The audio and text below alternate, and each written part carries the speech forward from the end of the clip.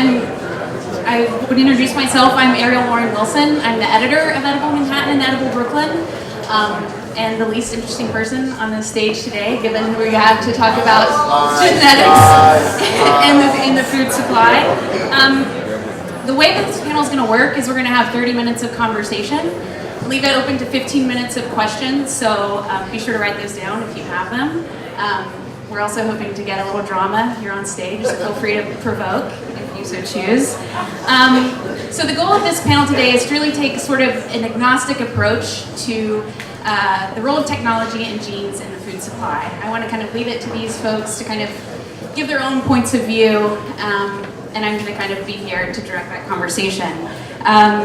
So without further ado, I want everyone to introduce themselves today. Several of you don't need an introduction at all, but Lisa.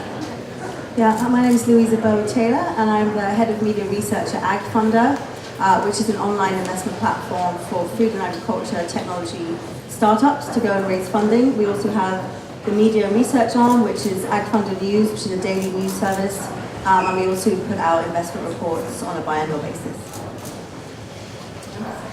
How is everybody? Good. My name's Sam Kass. I'm a huge fan of Marion and Nestle.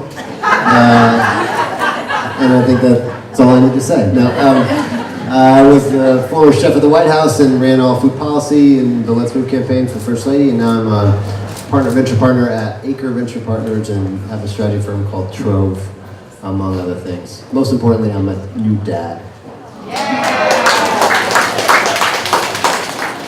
And I'm Marion Nestle. I'm a professor of food, nutrition, and public health at New York University, Emerita. I retired in September, although I don't think anything's going to change. And I love these two guys, Mike and Sam. Hi everyone, my name's Mike Anthony. I'm the executive chef at Gramercy Tavern, and I'm very excited to be a participant in today's discussion, as well as the 2 days of this wonderful event. Thank you for having us. Yeah, I'm super excited for this. I didn't realize how chummy you all were. This was really fun to see. I know, we're feeling over here. No, it's okay. It's cool. We're all gonna have a conversation. Okay, so actually, I wanted to start this conversation today with you, Mike, which I think it's really interesting for us to have a chef on the panel to be talking about genetics in the food supply. Maybe you all saw it. We did a story in our innovation issue that had to do with plant breeders actually working with chefs to develop different vegetables, primarily produce, for flavor. And I know that, Mike, you've worked with Mike Mazurek at Cornell and used some of the crops that he's worked with. So I'm curious, as a chef, how do you view the potential there for plant breeding for the customers who you serve?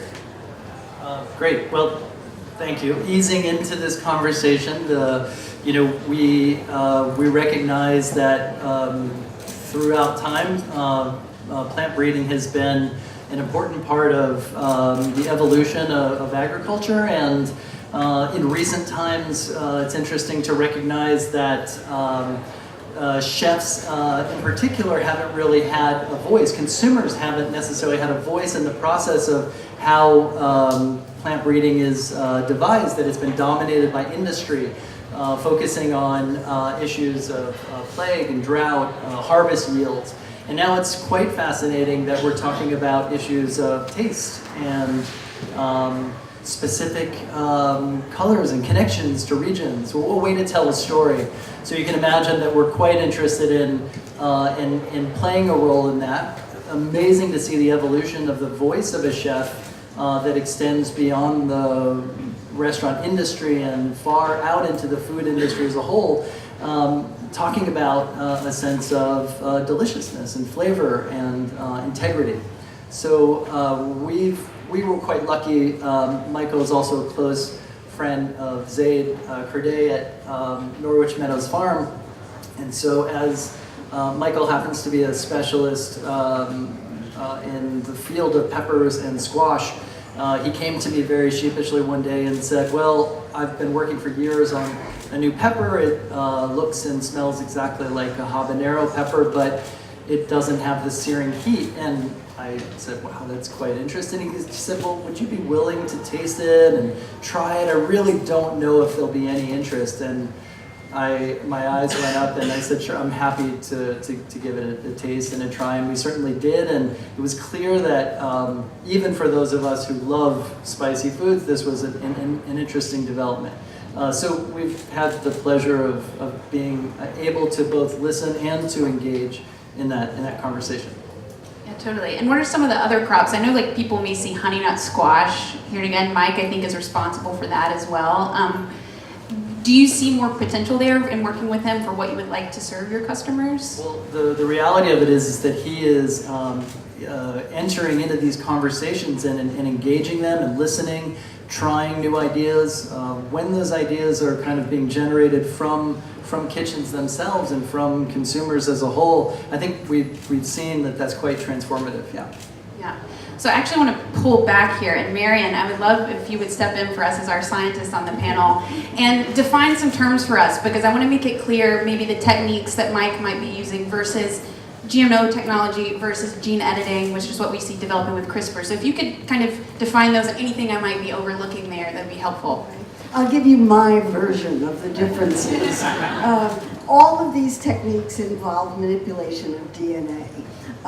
The traditional plant breeding that Mike is talking about involves sex, boy plants and girl plants, and transfer of pollen from plants that have been selected for particular characteristics to plants with ovaries that have particular characteristics. And it's a long process that involves a lot of growing of plants in greenhouses and fields and so forth. But that's traditional plant breeding. Genetically modified foods takes DNA from plants, bacteria and viruses, and sometimes animals, and inserts that DNA into a plant in order to convey certain characteristics. So it involves using DNA from species other than the particular plant that you're using with.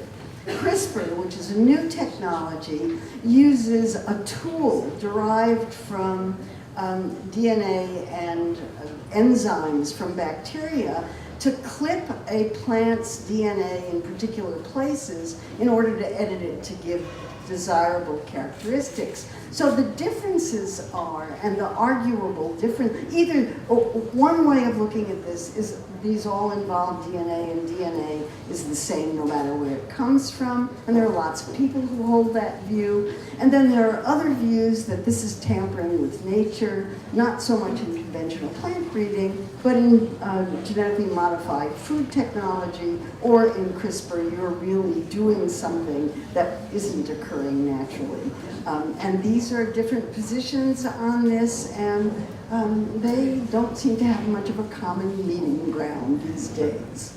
Well, on that note then, and kind of so we can get to the drama of this conversation, transferring from where Mike does, Mike, you're serving an elite restaurant-going crowd for the most part, I think with the crops that you're using, but I feel like so much when we talk about genetics in the food supply and how we're going to manipulate it, the public conversation, at least in the media, comes down to, you know, and the way that biotech companies publicize it is needing this to feed the world as the population grows. And so I just want to kind of throw this out there, and whoever wants to hop on it next.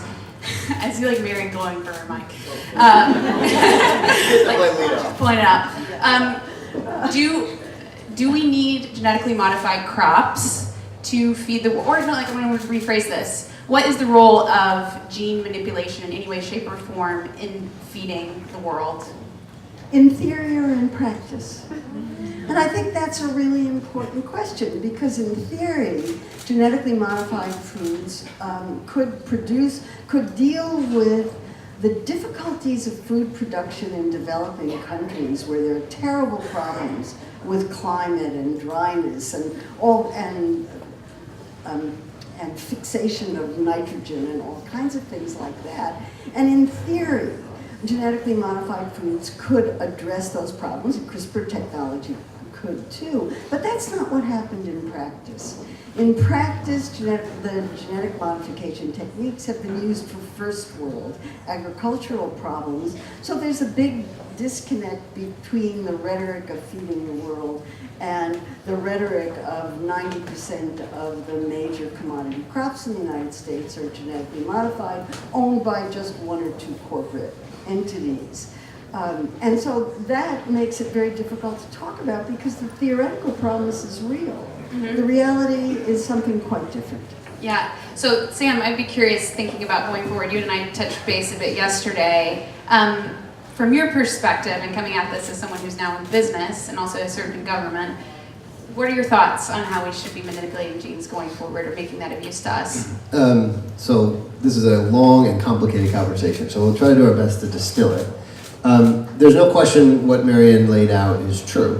But I think CRISPR and gene editing platforms, and CRISPR is just the first iteration, there's already new ones being built that are even more effective and accurate than CRISPR, mark a real turning point in this conversation. The reason why GMO technology has only been basically used on a couple of our biggest crops, essentially just soy and corn, is because it's incredibly expensive to actually accomplish using this technique. It takes a lot of money and a lot of time. And therefore, it hasn't made economic sense for them to apply this technology to products that actually are good for people. And so CRISPR is a tool, and I think the big question we have to ask ourselves is, to what end and to whom is this tool being used to serve? And unlike the promise that is espoused and never realized, this CRISPR is already being used to do things like breed wheat with 3 times the fiber. I look forward to having a debate again with somebody who thinks that's not good to improve nutrition. Bake. What? How does it bake? Well, function, yeah.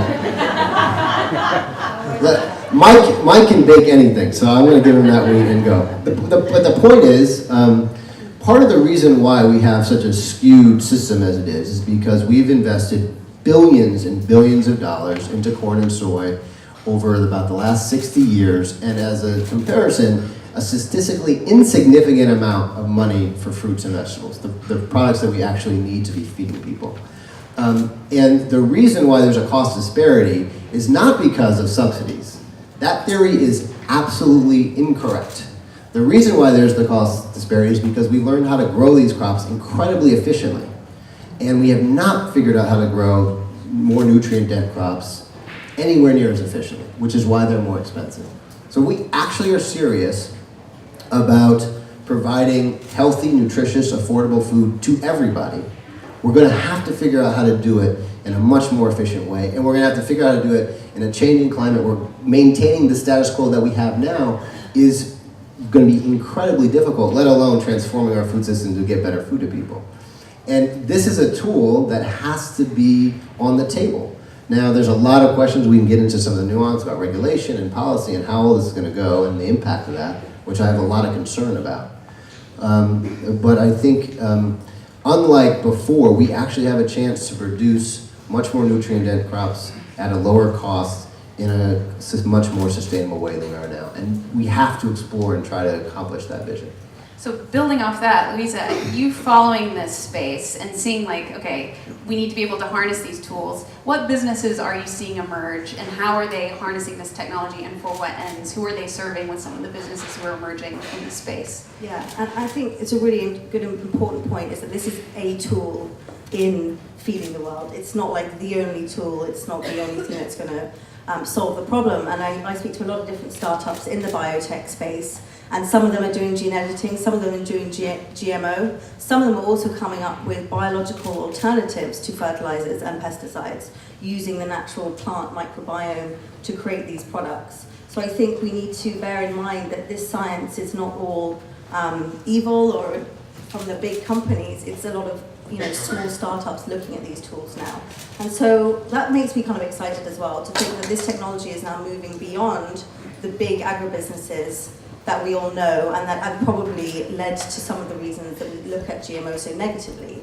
It's moving to startup companies run by millennials, run by entrepreneurs, who are trying to make big differences. There's one company called Benson Hill Biosystems, which has actually created their own new CRISPR gene editing tool, and they've got a computational digital platform which lets other companies and startups access that technology. So now this GMO gene editing technology is not only the preserve of the big agribusinesses, you're going to have small entrepreneurs and businesses able to enter into this space and hopefully use these tools responsibly. I think that just to build on that really quickly is the big difference is that CRISPR technology is really cheap. Like in 10 years, you'll have high school students like playing around as part of like a science lab. It's incredibly cheap to do, which has scary implications. So it's not, no, right, certainly on the high school side, it's super scary. We should shut that down. But there's actually a community biology lab in Brooklyn. It's called GenSpace. I don't know, maybe some people here are involved. They already do classes that you can take for like $75, and you can learn how to like do CRISPR techniques. But so the lock that only these few companies have is really threatened. And you actually have a lot of other people who have different set of motivations who can now enter the space. So that's the game, that's the main point I was trying to make for. That's actually, that I didn't say, that's the game changer that can allow this technology to be applied in all kinds of ways that we can't conceive of. It doesn't mean it's all good. It really depends on how we apply it. So there's lots of scenarios that I think are quite scary. But there's Can we have some specific examples of scenarios that look scary versus scenarios that we're optimistic about or hopeful about? Do you want to do scary? Dicamba. How about dicamba? I mean, we have an example in which the New York Times had an article yesterday in which 2.6 million acres of American farmland have been contaminated by 2,4-D, which is an herbicide that kills everything in its path except for genetically modified corn and soybeans mostly, that were engineered to resist dicamba. And this means that you can't grow conventional foods and you can't grow organic foods on those 2.6 million acres. On the front page of yesterday's business section, I mean, that's the most obvious example of a technology that's gone awry. And they're going to have a big problem dealing with this. So that's, and these things have unexpected consequences, although in this particular case, the consequences were not unexpected. I was on the FDA Food Advisory Committee 100 years ago in 1994. In 1994, when genetically modified plants were first approved by the FDA, and there were 4 of us on that committee who were consumer representatives, and we raised an enormous list of concerns about genetically modified foods, one of which was that widespread use of these resistant corn and soybeans was going to select for weed-resistant varieties, and that has certainly happened. My only surprise is that it took this long.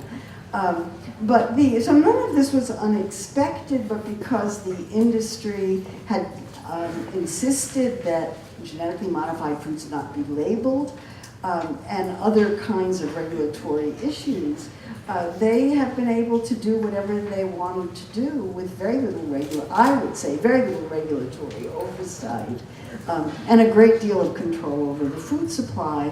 And these new technologies, which will enable startup companies and people with bright ideas to start doing some things that might actually help the food supply in the developing world. And Sam, I would just say that one of the reasons why biotechnology companies didn't work on problems in the developing world is there's no market for them there. People in the developing world don't have any money, so they can't afford to buy them. So why bother to go ahead and do these kinds of things if nobody can buy them? The new technology allows the opportunity for people who really have some humanitarian goals to maybe do some stuff. So that's the optimistic view. Louisa, do you want to add? I was just going to say there are some crops in developing countries like fine fortified beans, and I think a lot of them have been funded though through grants and through non-profits. And are these being developed with CRISPR technology? And that was actually GMO. GMO That's technology. Yeah. But I was going to say, I think the issue with some of those dangers that you've rightly pointed out and are really scary is that I think it's been an educational issue. I think that as a public, we don't really understand what GMO is. And I think there needs to be much more of a conversation. And I don't think it's helpful to be yes or no GMO. I think, as I think you mentioned, it's about when, where, how it's being used. And if we can engage more and try and understand more what these tools mean in different circumstances. For example, Hawaii voted on having GMO or no, and they decided no, they're not going to have it, but then made the exception for genetically modified papaya because it had completely wiped out, a pest had completely wiped out that crop. And I think it's fine to have an exception. You know, the GMO, pro-GMO lobby said, how can you say no and then say it's okay for one? I think it's okay, and I think it's a nuanced situation. In some circumstances, the research shows it's a good thing. Yeah, so the reason there's very little information out there is because for decades the industry has suppressed any kind of transparency in the system. So, and they've totally messed this up. I mean, they have, and they now know it. They've created a completely untenable position for both them and the consumers, which makes introducing technology that can actually help people much more difficult. And I hope that we don't go down the same path. This has to be a completely transparent conversation and process and set of rules that govern it. My big concern, I see endless possibilities for improving both in the developing world, but also here. I mean, food's the #1 cause of preventable death and disease in the United States. Like, we have a lot of work to do here too. There's a lot of people who are middle class and below who just can't afford or don't have access to decent food. So like, we got a lot of work to do here as well as around the world.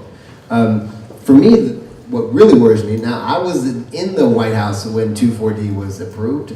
I was in all of these policy conversations. We have a cumbersome, their industry is right when they say it's slow, but the oversight is thin as can be.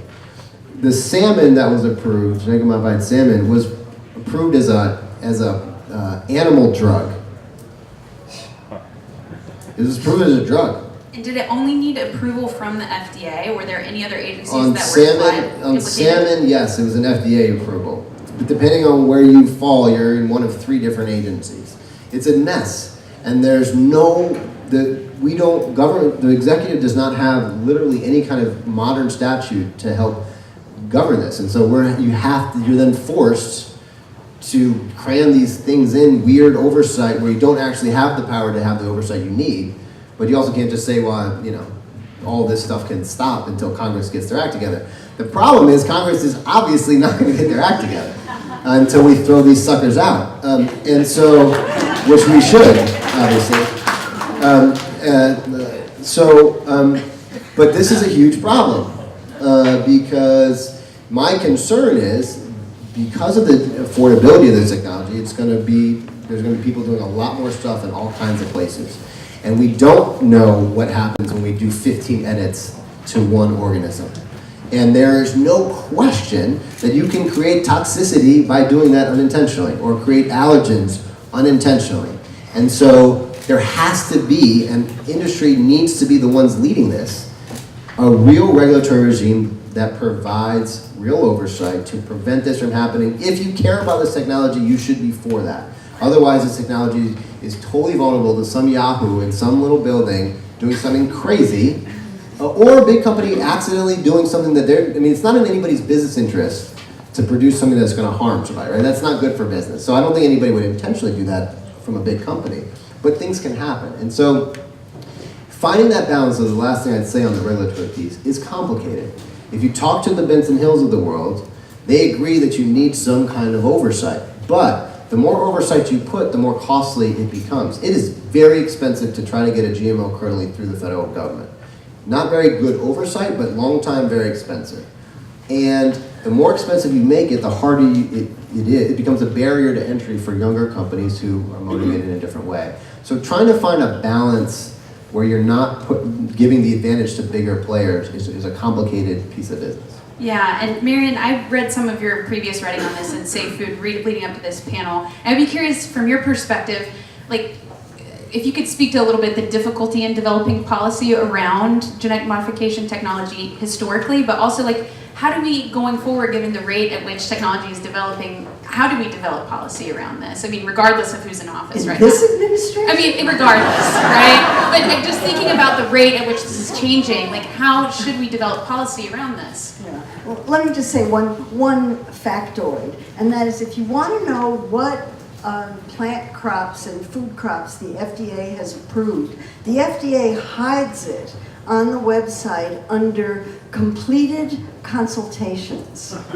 So if you Google in FDA completed consultations, up will come the page that lists, the pages many, that list all of the crops that have been approved, and these include the foods that might be in your grocery store. But just because they're on that list doesn't mean they're in the grocery store. It just means they've been approved. You have no way of knowing whether they're in production because they're not labeled.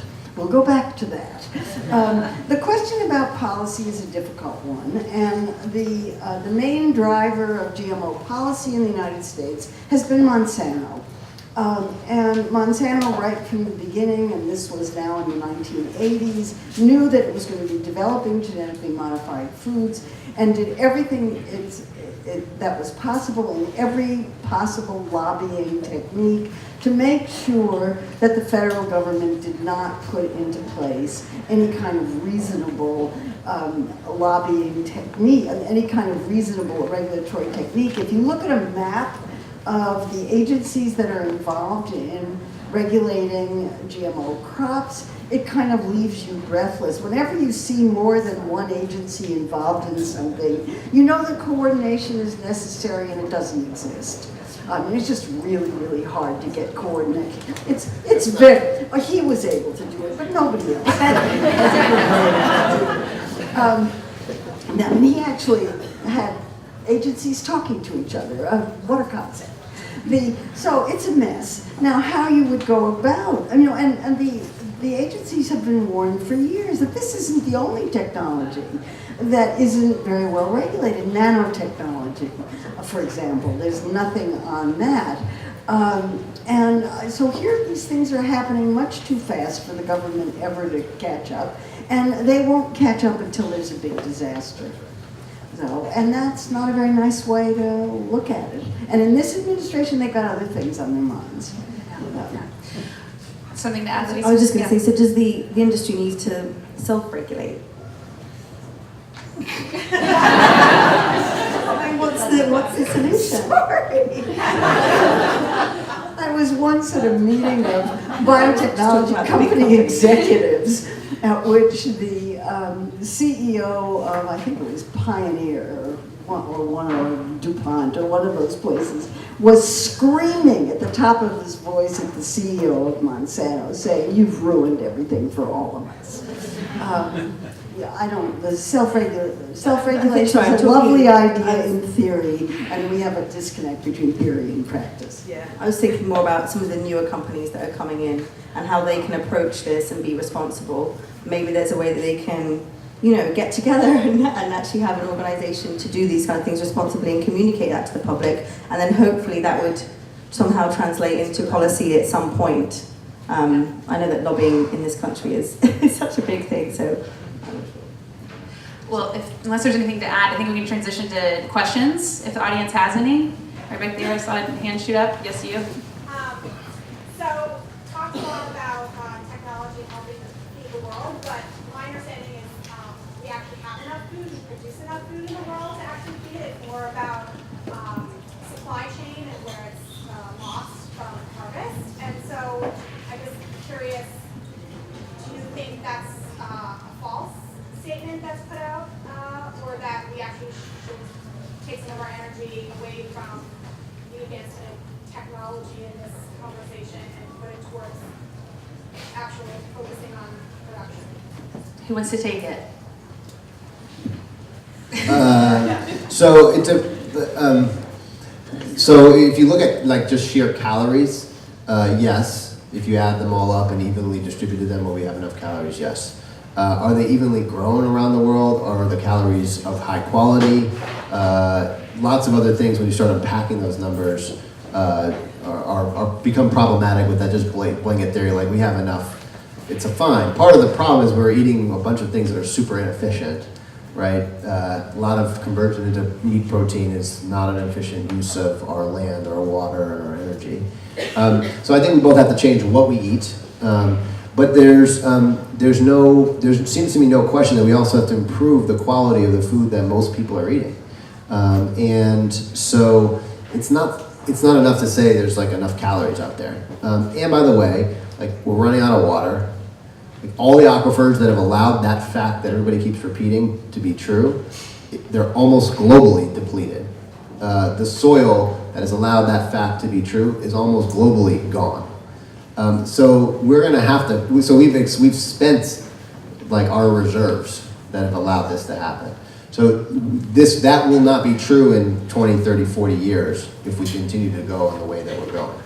So we're going to have to change, and the change is going to have to look like a lot of things. We have to eat differently. We have to eat different products. We have to grow them differently. And I think in the context of this conversation, we're going to have to use our knowledge around how to use DNA towards these goals in a more effective way, not in how it's been used. So the critique here, there's no daylight in the critique of where we are today. It's a question of how we try to use this in a much better way going forward.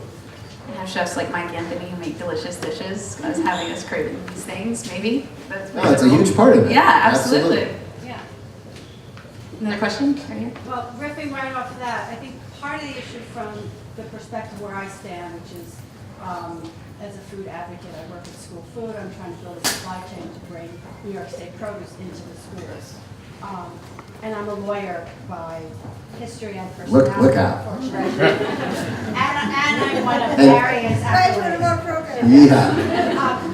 It seems to me that, to your point, part of the problem we have is a framing issue, such that there's been conflation between GMOs, pesticides, and now CRISPR is getting thrown into the technology basket. And Marion, your framing of CRISPR as a tool as opposed to a mutation in and of itself is enormously helpful.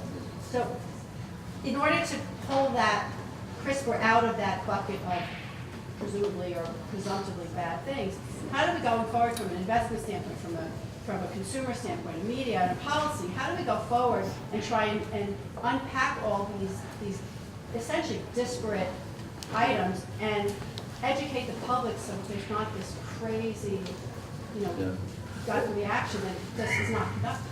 Well, I think the first thing is, and to Marion's point, essentially I think what Marion, you're arguing is like, this technology has not helped consumers. It's helped other interests in the food supply chain. And so ultimately, you could have a very long-winded argument why it's been good for consumers, and it's highly debatable. I think the foundation to educating people is that this technology actually helps people eat better and live better. And if you have that, I'm saying, if it happens going forward, then you have a value proposition to a consumer that you have a chance now to say, look, this is different and here's why. If this technology ends up being used, as Marion thinks it will be, to just spray more chemicals on crops, which I think that will be somehow it's used, and I think there'll be a lot of other ways it will be used. But if it's that way, then yes, it's not going to be distinguishable. Who cares what the difference is? So I think the question really becomes like, what is this used for? And if you do, then you can engage in different conversation. This broccoli has had genes expressed to help double the fiber, reduce water needs for it, and it has much more vitamin B. And it's half the price. If that happens, I'm a consumer. I'm like, yeah, whatever that technology thing is you're talking about, I like it. If it tastes good. So I think that the answer to that question really depends on what happens. And who's talking to who. Right here is another question. Yeah, this is sort of a follow-up from what Louisa was talking about earlier. As a food production company, whose customer base is really interested in the GMO or no conversation, what can we do? And we're a food production company, so we're also steeped in this conversation. What can we do to help promote, a better understanding of this technology and position ourselves to be a part of the momentum forward? I think, it's about education, so it's about simplifying, well, not simplifying, that's the wrong word. This is tough. This is what I find difficult in my day-to-day life. I avoid writing stories about GMO and gene editing because I'm terrified of going out there and saying something that, everyone's going to take offense to something. But I think trying to, really delve into why a specific crop. So what Sam was saying, this broccoli has been edited in this way for this specific purpose, and communicating exactly what it is that food stuff, what's happened to it. I can see consumers myself becoming someone that would be like, okay, I'm not going to eat that corn because it's GMO corn and I know it's been covered in pesticide, but I am going to eat this, fortified broccoli because I know that it's been edited in the right way. So I think that maybe consumers could find their own path in terms of trying to understand and learn which ones they are for or against. So maybe as a company, you would need to take a stance and say, we're actually for this edited broccoli, but we're against this corn. I don't know. Does anyone else have any other ideas? Yeah, the science is really complicated. It's difficult for anybody who's not a specialist in those fields to understand how the science is done, and the public really shouldn't be expected to understand it on that kind of level. I wrote a book in 2003 called Safe Food, The Politics of Food Safety, and it's got half the book is about GMOs, and I've got a footnote in it that quotes from a scientific article that just sort of lays it out. You must have, every other word is something that nobody could possibly understand. You have to look at the product itself and demand transparency from the companies. And I think the transparency issue, I totally agree with Sam on this, that it's absolutely critical. The biggest mistake that Monsanto made was to keep this stuff a secret. If in 1994, Monsanto had gone to the FDA and said, as the company that made the first genetically modified tomato did, we are using the best of American technology to produce a tomato that's going to save water in California. That was their label. And if Monsanto had done that right from the beginning, there would have been some people who didn't want to buy it and thought it was wrong and against God's work or whatever, but most people wouldn't have cared. And 20 years later, there's no evidence that anybody's ever died from eating these foods, and it wouldn't be a problem, and you would have a choice, because you could go and look at the label and see whether it's genetically modified or not, and make your decision about it. I thought it was a stupid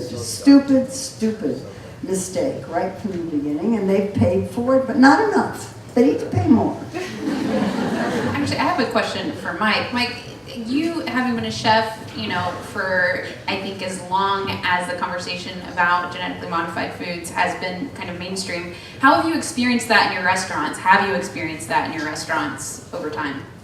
Well, obviously the question comes up, and the good news is that more and more people are armed with information and ask good questions in the restaurant. Restaurants are responding by attracting smart people from all over to want to be a part of that industry because they see that they have an impact on the community. It's pushed us to spend more time outside of the restaurant playing the role of teachers, which has an amazing reciprocal value. But the reality of it is I have to admit that I end up, I don't want to say shrink, but I approach this conversation when anyone asks me, certainly not from an expert's point of view, but from the point of view of a father and a chef. Working in a restaurant like Gramercy Tavern, obviously there's a price tag that comes with eating there, but there's an opportunity. When we cook for a wide fan base, we have a chance to help people decide and feel confident in saying whether or not that broccoli is delicious or not. We help people name the foods that they find on their plate, and then ultimately, this may just be an aesthetic, but we do have a role in encouraging people to give value in different proportions of foods that appear on their plate. So we have this opportunity to really say something important, but it always comes through, my voice in a very soft way. But I try to think of it from the role of how I choose food at home and what I'm willing to eat myself and give my family and friends. And I would say from a journalist perspective, now more than ever, chefs have. I feel like the way food media is now and the popularity of food, the ability to influence taste, right? And popular taste. But right here in the front. Yeah, the topic of ethics hasn't really come up. And Marion, you mentioned the theory versus practice in introducing GMOs into developing countries. But I think there's a lot of invisible externalities involved with that when it comes to food sovereignty.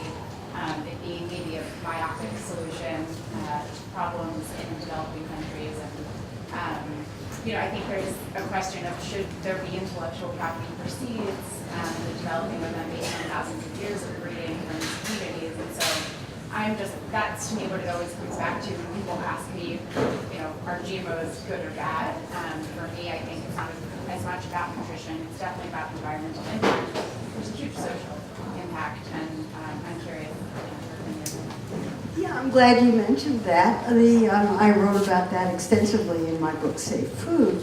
I think that GMOs are about corporate control of the food supply. And that's how I would put it. And that's really what they're about. That's why they were designed. That's their purpose historically. That may change. And it may be that this new technology will force changes in that. But in a sense, the biotechnology companies have imposed on the United States a system in which 90 to 95% of the corn, soybeans, cotton, and sugar beets are genetically modified. This doesn't even get into the few fruits and vegetables that have been approved. Remember, completed consultations, if you want to know what they are, and that's what it's about. So yeah, there are ethical issues involved in there, and the argument has been about, the arguments have been framed as safety arguments, with the on one side saying if the foods are safe, there's nothing else to be said about them. The other side saying even if they're safe, there's plenty to be said about them. I'm in the even if they're safe, there's plenty to say about them category here.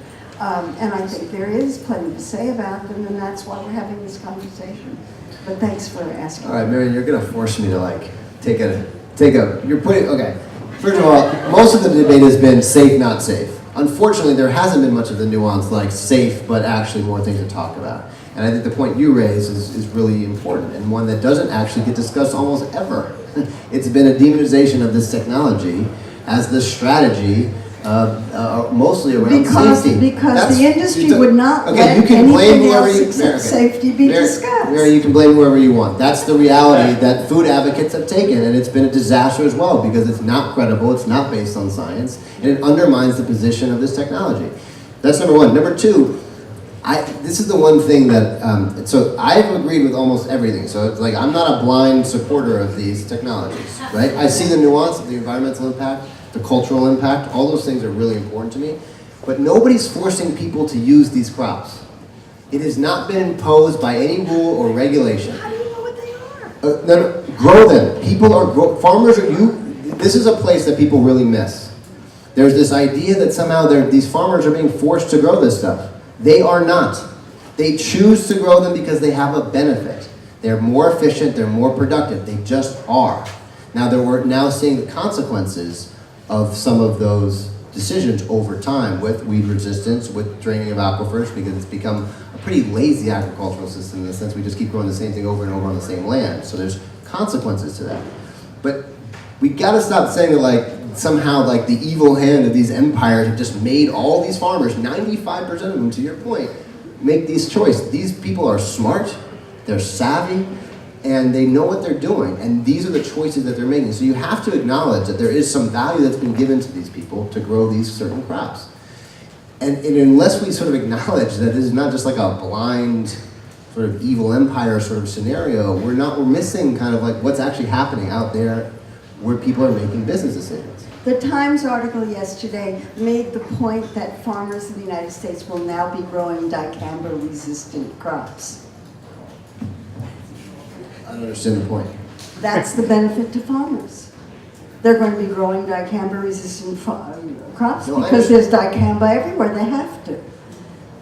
The benefit to farmers, by the way, was originally in using less pesticides. It was less dangerous for farm workers, and they needed fewer applications of pesticides, and the farmers liked that a lot. That advantage is no longer available. It's waning, yes. But I do, so just to the ethical question though, because it's really hard it's hard to know how to fit that into an approach. So, in terms of especially when you talk about exporting crops in other places, or trying to help people who are right now, they're eating a traditional plant, but it's like the only thing that they're eating, and they're really not thriving with that. People aren't thriving with that. So what is an ethical way to approach that? I don't have the answer to that, but it's something that I think needs to be a lot more prevalent in the way we have these conversations. It can't just be like, look, we're not going to help them because any kind of external support or new kind of crops is immoral or unethical. But I don't think there's any easy answers to that. Well, there, with that little tidbit, and hopefully starting a lot of conversations between you all, we have to cut it off and get ready for the next panel. But if we give a round of applause.